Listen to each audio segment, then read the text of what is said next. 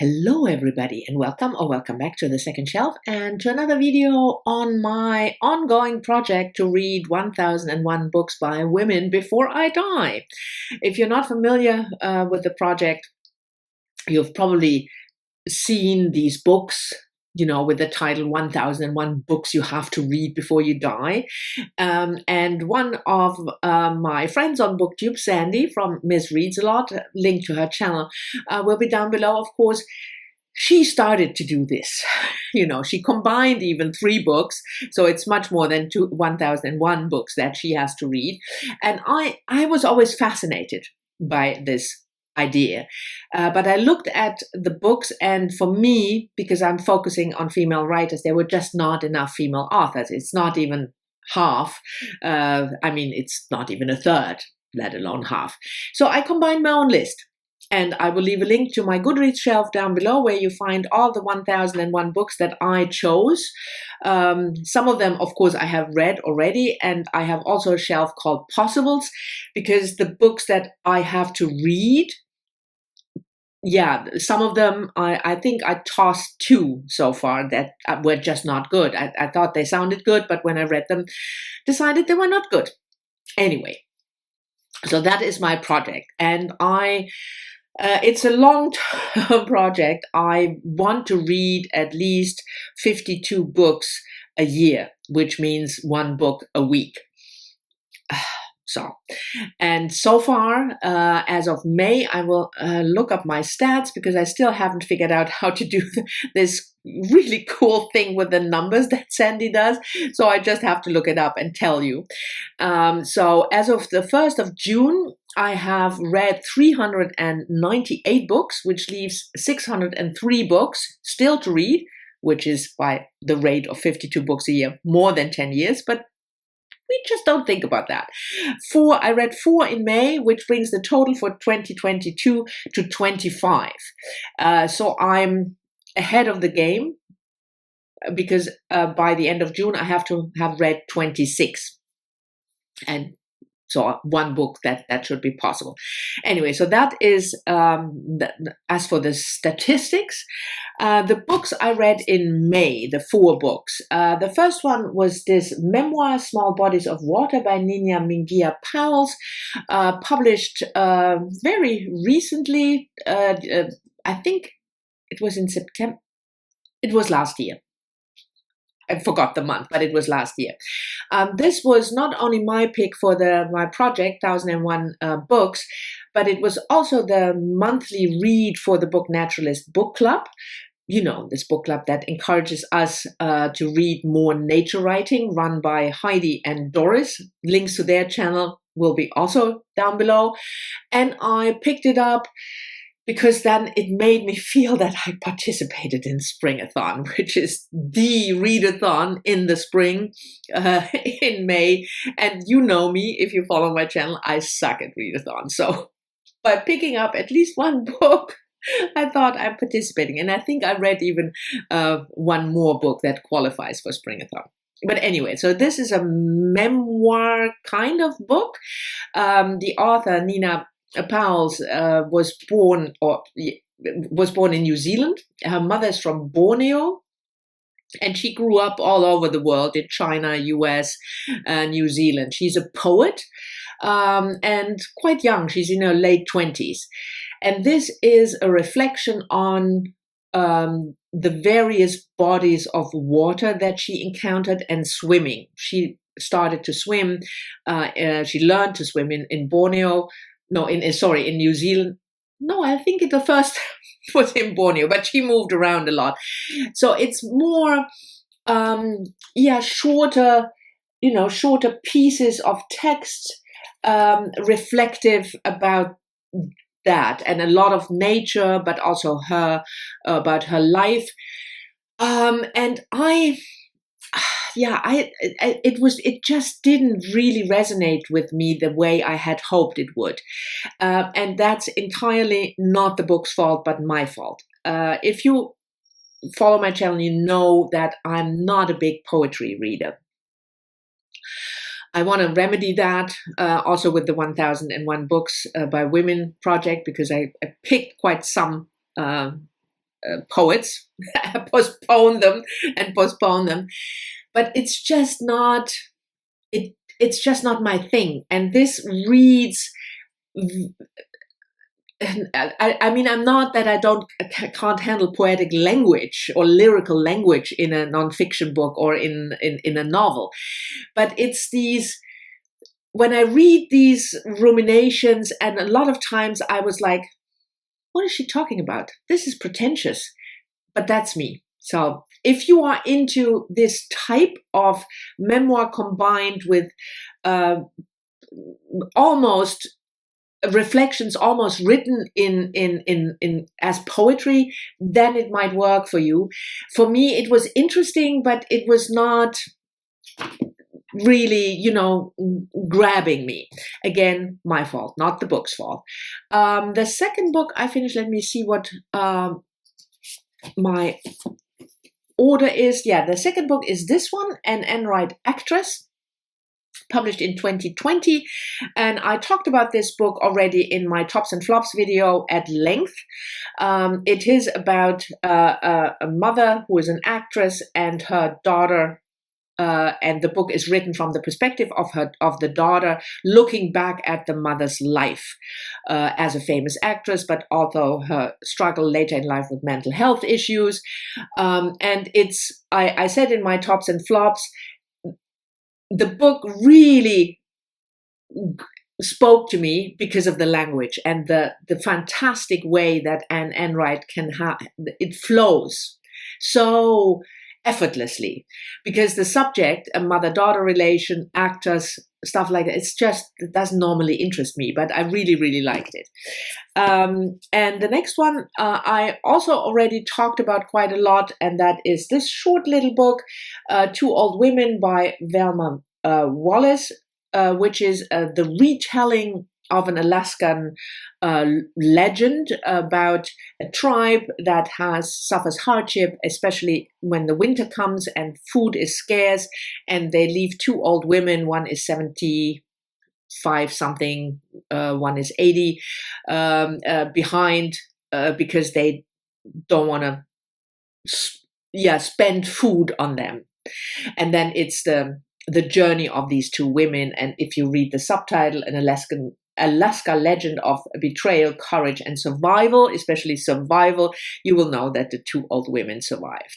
So this was a really interesting read, and it was the pick of the Book Cougars. I will leave a link to their Goodreads group down below. That's Emily and Chris, and they have a podcast, but they also have always a group read every quarter, and this was the second group read. And the last one, fourth book that I finished was also nonfiction, a memoir, the memoirs of Lady E. Jong, translated from the Korean by Yajun Kim Habush. This is was a buddy read with Sandy from Miss Reads a Lot. I talked about this book also ongoing in my recent reads, because we read The Red Queen by Margaret Drabble. That was, by the way, one of the books that got tossed because I thought it was so bad. And the Red Queen is about this Korean princess from the early 19th century. And then we decided to read the real thing, to read the memoirs. So the lady in question wrote 4 memoirs, 1795, 1801, 1802, and 1805. She was married to the crown prince when she was 10 years old, lived in the palace, or moved to the palace, and her husband, the crown prince, was executed in a quite gruesome way when he was in his late 20s, early 30s, something like that. So that is the main event that everything sort of centers around. And she wrote these various memoirs with various focus points. So one was written for the family, for her family, as a report of her life. And then 2 of the memoirs, the 1 and 02, were written after her family suffered a serious hardship, brothers, in terms of political intrigue. So that was more of a J'accuse kind of type of memoir. And the last one, the 1805 memoir, she was already in her, I think in her 80s or something when she wrote that one. That really focuses on what happened with her husband, the Crown Prince Sado, and how he died. I thought it was fascinating. Not all 4 of the memoirs worked equally well for me, but the whole thing, this glimpse into a life that is completely foreign and unknown to me. I know very, very little about Korea now, and I know next to nothing about Korea in the 18th century. Nothing. So this was really giving an insight into life at the emperor's court between, in those 18th century times, and I thought it was absolutely fascinating. So I learned a lot, but it was also quite easy to read, which I guess is thanks to the translator. So it didn't read, how can I put that? It's not that I struggled with the style, but I can't tell you whether that's because the original style was so easygoing or whether the translator made it easier for us stupid Westerners. That could also very well be. But if you're interested at all in Korean history and the time of the empire, I can highly, highly recommend this book. I have to say it's quite pricey.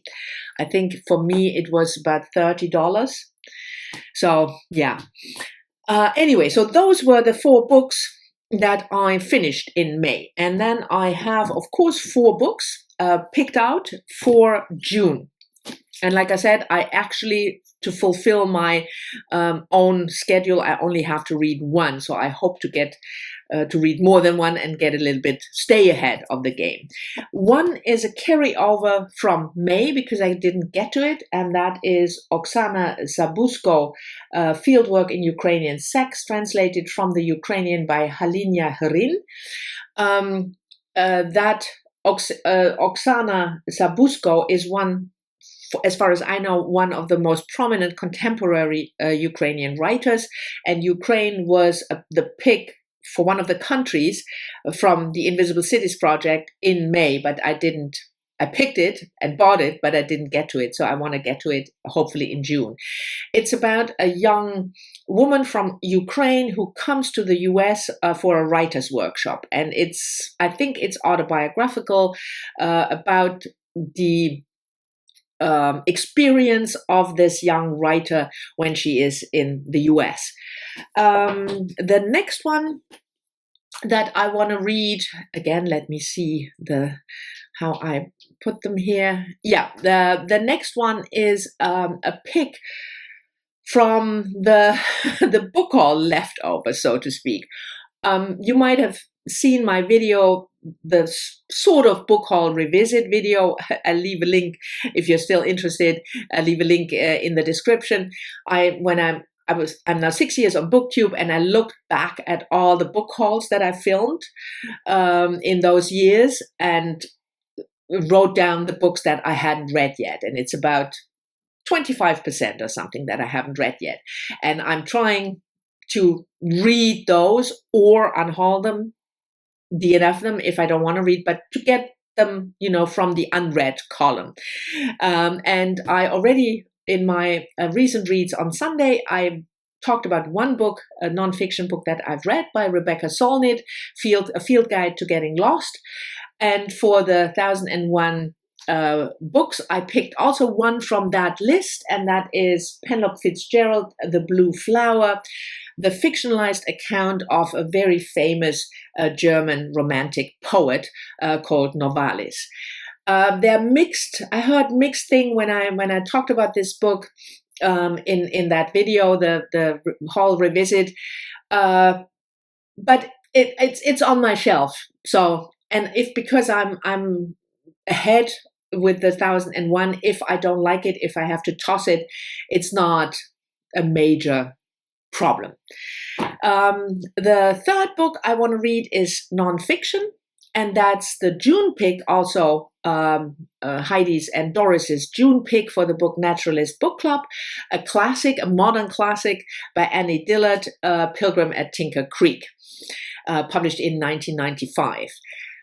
It's about, she lives at close to a creek, Tinker Creek, and it's nature writing, her experiences, with wandering around that river.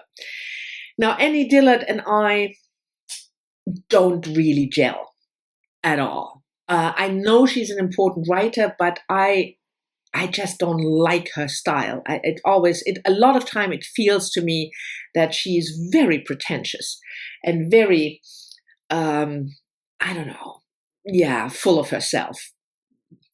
Sorry, but that's but I know a lot of people really admired her writing, and because the Pilgrim at Tinker Creek is one of her most well-known books, and it is a pick, Heidi and Doris picked it for the book Naturalist Book Club in June, and it's on my list for the 1001 book, so I will give it a try.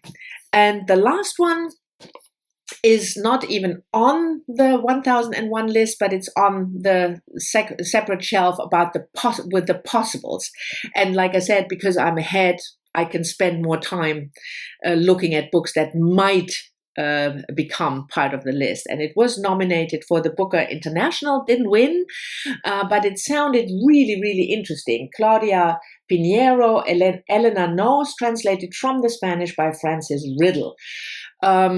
And I think it's a 2007 book originally. Yes, 2007. So she's an Argentinian author. So in Argentina, it was published in 2007. And it is about Elena. I just read you on the tin. When Rita's body is found hanging in the church she devoted herself to, the investigation is swiftly closed.